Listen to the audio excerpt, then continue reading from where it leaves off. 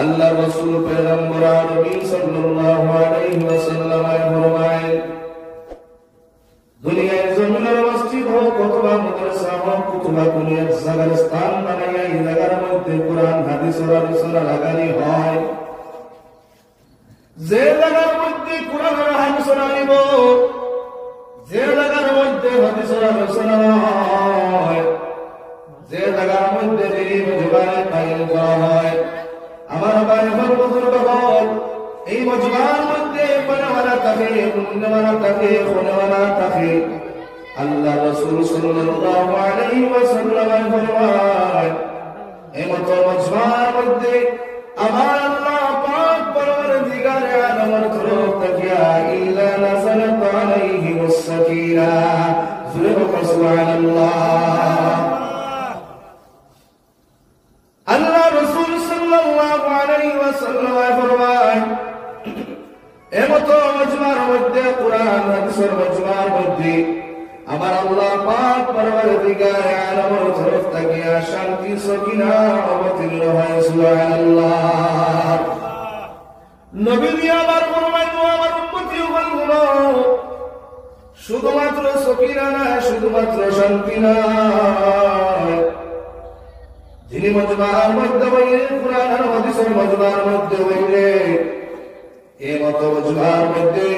আমার আল্লাহ পাক পরওয়ারদিগার আলমের তরফ থেকে ওয়াগাশিয়াতুহুর রাহমাহ। আল্লাহ রাসূল সাল্লাল্লাহু আলাইহি ওয়াসাল্লাম ফরমায়, এমন মত মজমার মধ্যে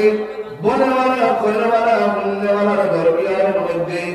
আমার আল্লাহ পাক পরওয়ারদিগার আলমে রহমত বরকত অবতীর্ণ হয়,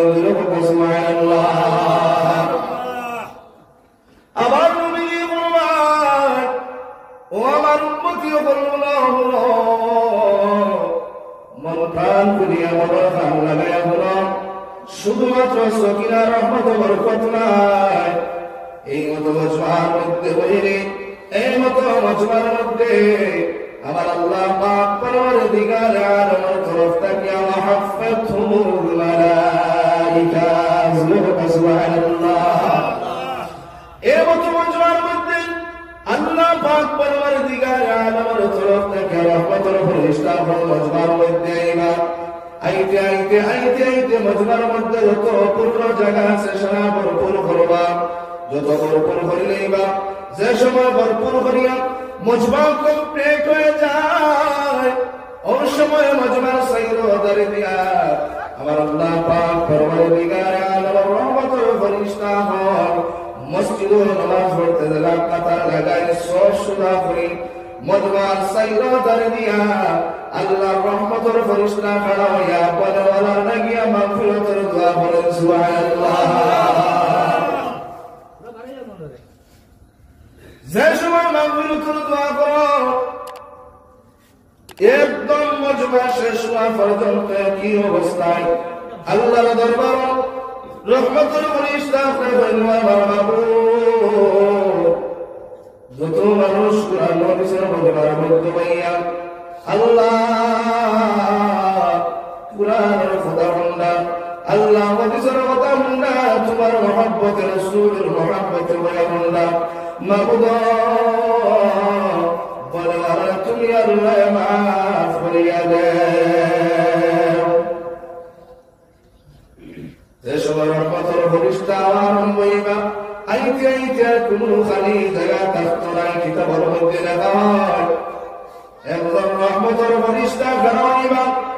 আর খাড়া হওয়া রহমতের ফেরেশতার খান্ডুর উপরে আরেকজন রহমতের ফেরেশতার বল দিবা, আর একজনের উপরে আরেকজনের বল দিবা, আর একজনের উপরে আরেকজনের বল দিবা, এক এক করিয়া রহমতের ফেরেশতা বল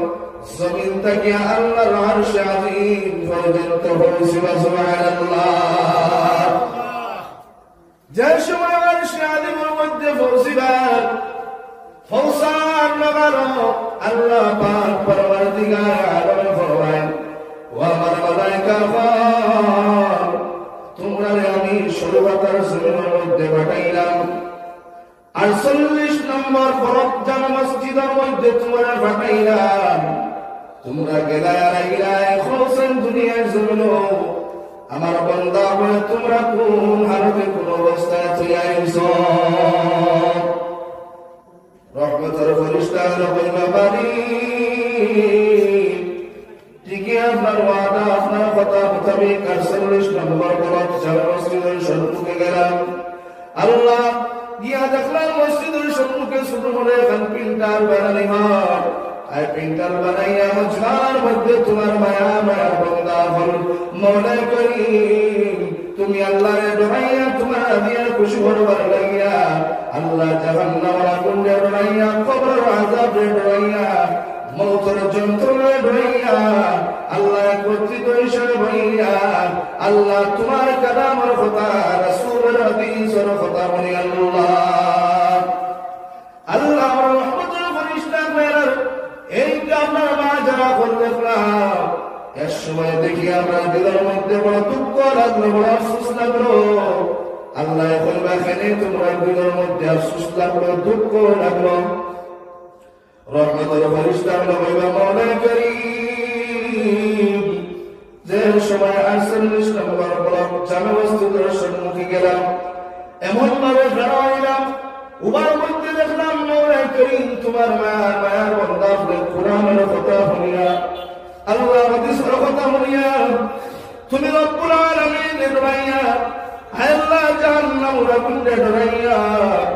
দুনিয়ার ফারিসারে যারা বানাইয়া গান্দিছরা মওলা করিম আমরা দেখিয়া বড় দুঃখ লাগলো এমন ভাবে কান্দন